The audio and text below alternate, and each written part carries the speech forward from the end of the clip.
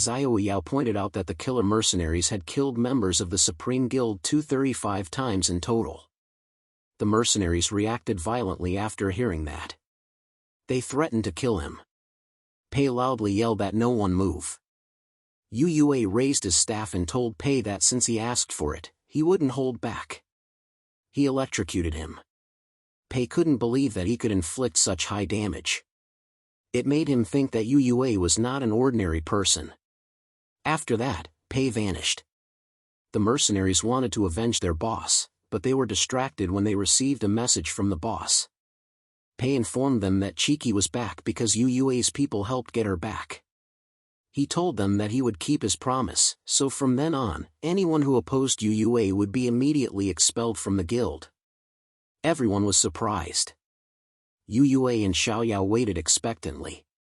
They approached the killer mercenaries.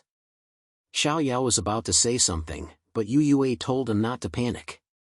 Surprisingly, those men knelt and expressed that they were willing to atone for the lives lost from the Supreme Guild. One man after another expressed that they didn't want their boss to carry the blame alone. Xiao Yao was speechless. Yu Yue lectured them that as citizens of Dragon Nation, their sharpness should be aimed outward, not against their fellow countrymen. He added that killing their own kind is no skill, and protecting their family and defending the Dragon Nation, that is the true meaning of professional survival. He instructed them to tell their boss that the debt must be paid, but in a different way. He told them that all the economic and material losses the Supreme Guild suffered in the past 2 days must be repaid double. In addition, from then on, they were responsible for leading everyone in the Supreme Guild through the Third World. The killer mercenaries happily replied that it was not a problem. Xiao Yao watched Yu Yue exit through the portal. Then he expressed that he now understood why the boss valued Yu Yue so much.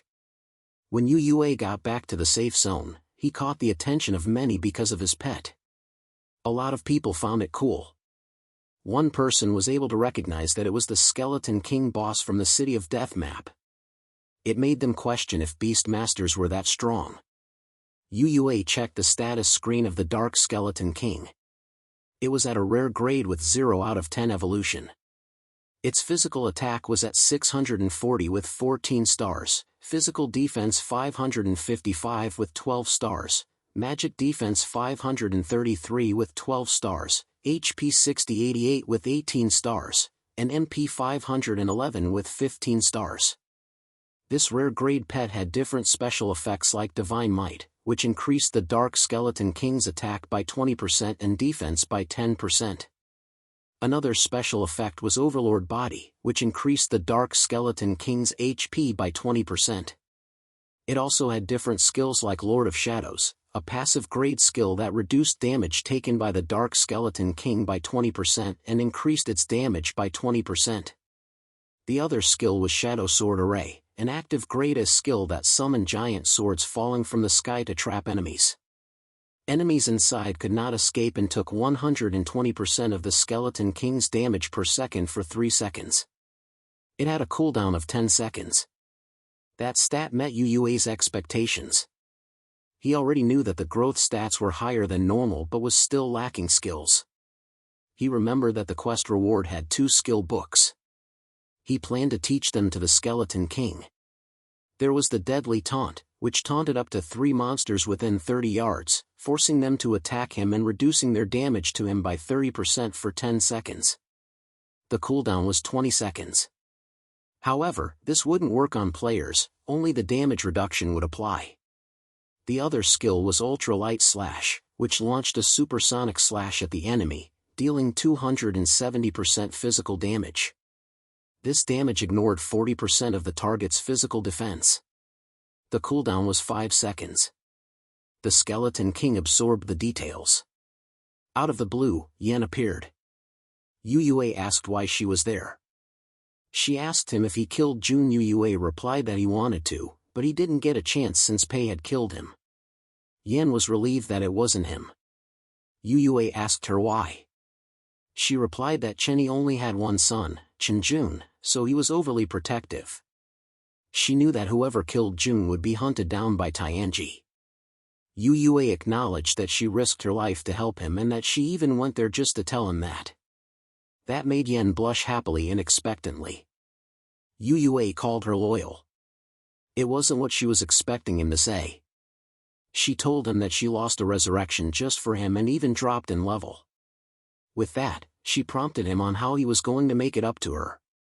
Yue frowned, then advised her to go home and rest first and offered to take her through the third world the next evening. Yen seemed pleased with that. At Yue's home, he was glad to finally have a break. His phone rang, and when he checked, it was from an unknown number. He picked it up, and immediately the other person on the line thanked him. It was Payu. Payu asked him how he knew his number. Payu revealed that he asked the second young lady of the Su family. He clarified that he didn't mean anything by it and that he just truly wanted to thank him for giving them a chance to turn over a new leaf. He shared that Chiki was everything to him, and for her, he was willing to do anything. That is why he lost his mind and let someone use him. He expressed that they would start anew. He planned that after taking the Supreme Guild through the Third World, they would keep climbing upward and stop doing those sneaky tricks in the Third World. Yue expressed that it was good that Pei had made that decision. The next day, Yue woke up because someone was knocking on his door. He asked who it was. The man on the other side replied that it was delivery. Yue opened the door, confused because he hadn't ordered anything. He was surprised at what he saw. It was a note saying that they were looking forward to seeing him in the professional tournament. After receiving the message, Yue got alarmed that someone knew his true identity. He wondered if it was someone who was also a reincarnator like him. Then his phone buzzed. Yen told him to look at the news at once. He did what he was told and saw that the 100th Professional Glory Tournament was about to start.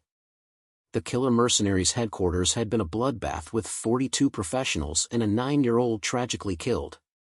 He instantly knew that it was Pei and his daughter. The entire Killer Guild was wiped out. Not even the children were spared. He wondered if there was a connection since they were killed at 6 o'clock in the morning, at the same time that he received the mysterious letter. He grabbed his coat at once since he knew that he couldn't stay there any longer. He planned to find a new place to stay. He walked on the busy streets. After changing 3 taxis, going around the city 3 times, and wandering through various residential areas, if someone was following him, he expected them to have shaken him off. The next thing he did was look for a place to stay. A woman welcomed him and asked if he was looking for a place to stay. He replied, yes. The woman offered him a house in the nearby community. She asked if he wanted to take a look. They went to the place. While inside the house, the woman explained the benefits of getting to that place. First, the Shiwiyakin community was the most popular in the area. Also, it was pretty convenient, and although it was an old building, it had great cost performance.